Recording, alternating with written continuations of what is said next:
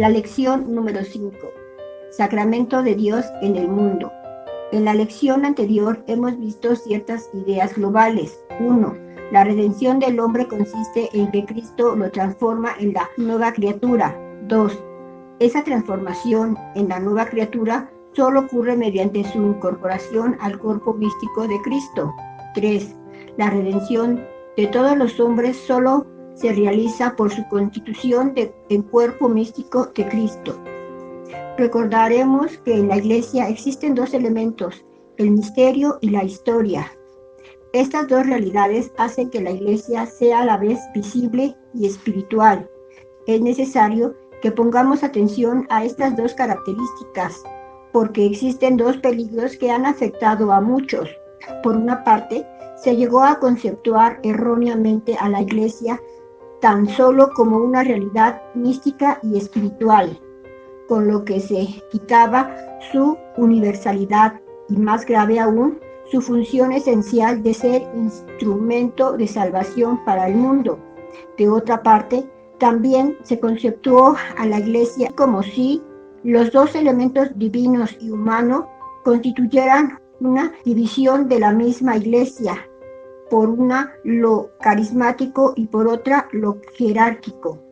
Más atinadamente, se viene conceptuando la Iglesia simultáneamente espiritual y visible.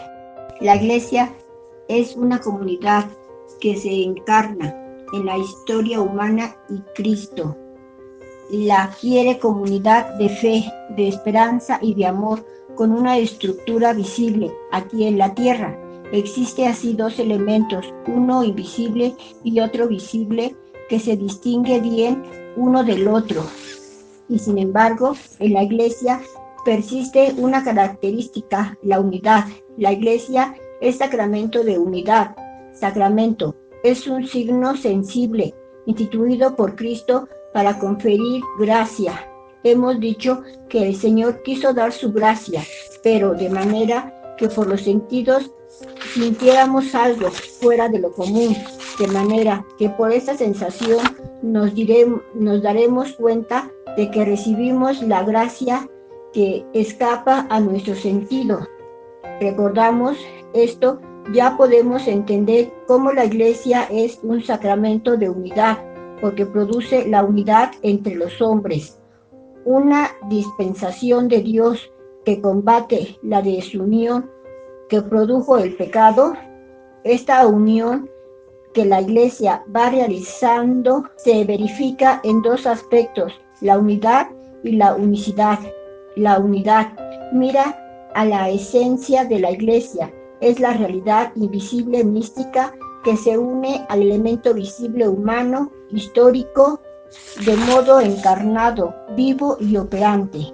Cristo es el sacramento primordial de Padre en cuanto él significa y produce una salvación. La Iglesia continúa la obra de Cristo como sacramento de salvación, querido por Él, ya que para eso por Él fue instituida, y para poder cumplir con esa semejanza que debe tener con su divino fundador, ella tiene que retratar la pobreza, la humildad, el servicio y la santidad en sí, especialmente para los débiles, y también como Jesucristo, ella ha de sufrir persecución, y sin embargo, la Iglesia, al no ser ella Cristo mismo, es imperfecta y en sus miembros es pecadora. La Iglesia acoge en su seno a los pecadores y así al mismo tiempo es santa por su elemento divino y necesitada de purificación, de renovación constante por su elemento humano. De este modo, la historia humana que en el Antiguo Testamento fue como escenario aprovechado por Dios para preparar la salvación, en el Nuevo Testamento se convierte en la historia misma de la salvación. La unicidad es una realidad enunciada, querida e instruida por el Señor Jesús. La unicidad es, pues, la realidad que solo existe una verdadera y única Iglesia, porque así lo planeó e instituyó el Señor. Y esa única iglesia es aquella que confió a sus apóstoles y ellos a sus sucesores, los obispos, la Iglesia Católica, concretando el sentido de la Iglesia, sacramento de unidad y signo de la unión íntima con Dios y la unidad de todo el género humano. Ante todo, hemos de reflexionar que solo puede mantenerse unidad en Cristo, luz de los pueblos, y para iluminar así todos los hombres con la claridad emanada intensamente de su divino fundador. El testimonio de la Iglesia tiene que dar en forma semejante a Cristo. Aparece en la Iglesia peregrinante. Es la comunidad cristiana que camina hacia su fin último, mientras sufre las contradicciones del mundo y aún sus persecuciones. Su oficio es anunciar a los hombres la cruz y la muerte del Señor hasta su venida. Sostiene a la Iglesia la seguridad de la resurrección de su Señor, que al mismo tiempo anuncia, tal como desde los primeros días de su existencia hicieron los apóstoles y los primeros cristianos.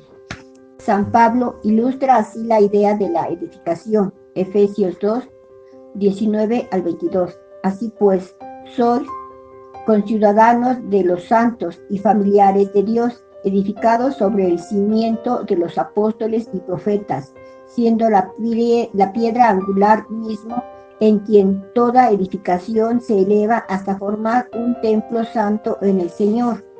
Analicemos dentro de la Iglesia.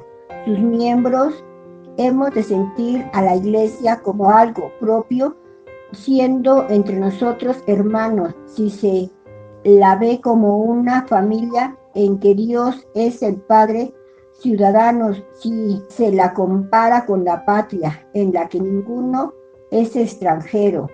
La Iglesia es el templo universal de Dios, donde Él habita como en su morada, porque con su espíritu la llena sobre toda la faz de la tierra, ahí donde se halle cada uno de los cristianos, en cuyo interior tiene el Espíritu su morada. La Iglesia es el reino de Dios que tiene su inicio en la antigua alianza por los patriarcas, los profetas, y ya dentro de nuestra era cristiana por los apóstoles.